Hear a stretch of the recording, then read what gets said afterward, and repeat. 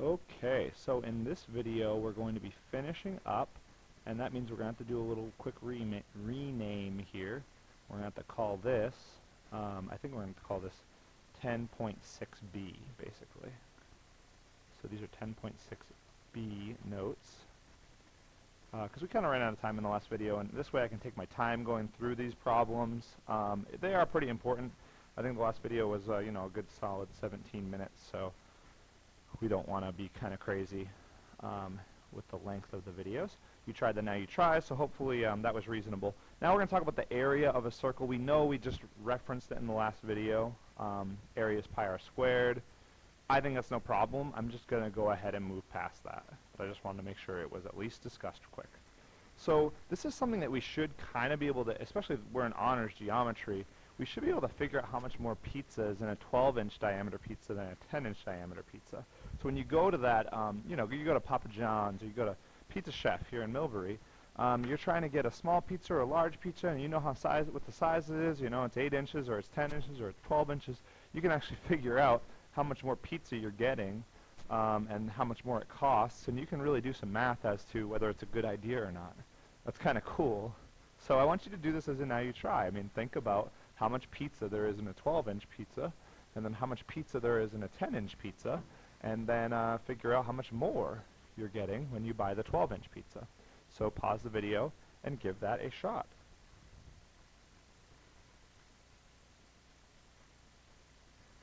Alright, so hopefully that went pretty well. And we're going to talk about now some things that you might not really have known. So here's the sector of a circle. Feel free to pause. I'm not going to do much more than read it, so now would be the time to pause and write this down. It's the region bounded by an arc and the two radii to the arc's endpoints. Okay. Well, all that to say, it's a slice of pizza. It's a slice of pizza because there's an arc. When you eat your pizza, it is curved at the end, right? So it's just that colored in, like brownish, yellowish, whatever you want to call that, right here, that is a sector of a circle. So to find the area of a sector, it's actually really similar to the arc length. If you understand the concept, you're taking the whole area, right, of the circle, and then you're going to take the percent of it. How much of this, what does this measure, and divide it by 360. So that's whatever it is, it's a percent, right? It's a percent of the circle. And that's just going to give you the area of that one section of a circle, which is called a sector. Okay, so if you don't have this printed on your notes, I think you have a decent sized space. You have some area there at the bottom of your handout. I might have recreated the handout by the time you're watching this video, but I might not have. And if I didn't, I still need you to copy this down. So copy this down on the bottom left if there's no area, if it's not printed. So just go ahead and write it in yourself. Okay, if I didn't already reprint you this note. So if you don't see this on your note handout, put it in the bottom left. Hopefully that's clear.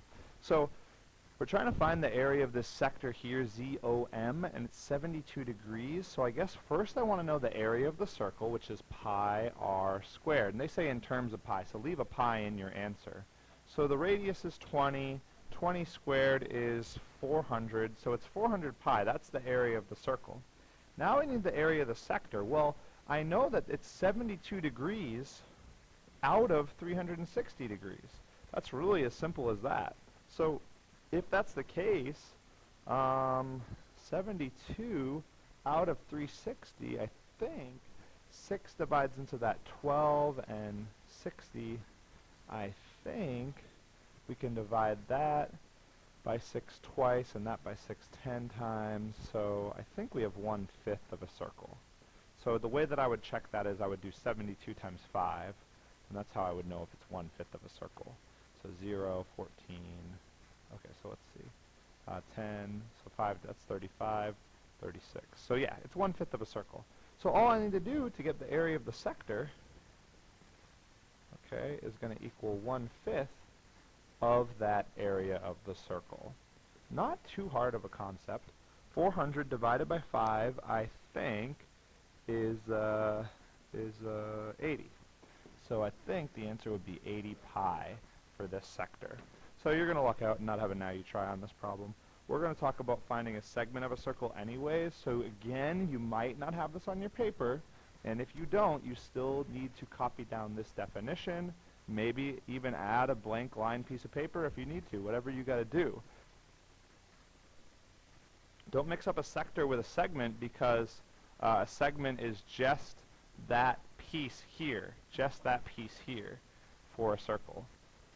So what we need to do is find the area of the whole entire sector and then subtract out the area of this triangle. So if you find the area of the sector and you subtract the area of the triangle, you'll have the area of the segment. I shouldn't have drawn it like that. I should have just kind of shown you what I was doing. So that's what you need to do to find the area of a sector. Or sorry, a segment, my mistake. So this is the last example. I think as far as time is going, we're, well, we got a little bit more time.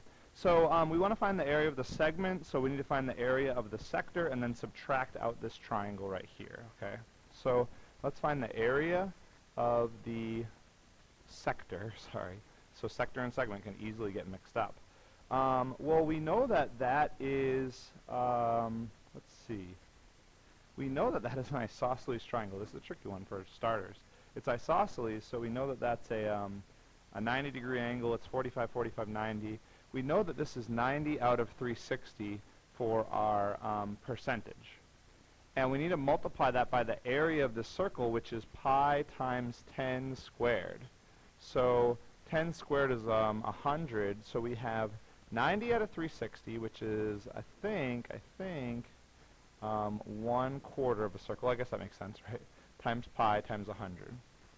So that's 25 pi.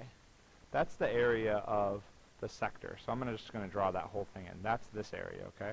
Now, because this is getting kind of ugly, I'll copy this a couple times, and now we'll kind of focus on the next thing. We want to now find the area of the triangle, which is this, okay?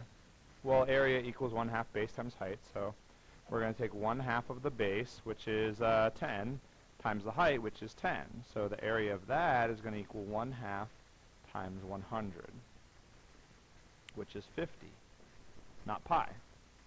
And now we're just going to subtract those, and that will give us the green, okay? So you can understand that if we take the red and we subtract the blue, we'll get the area of the green. So take the red area, which is 25 pi, and subtract out the green area, the blue area, which is literally 50.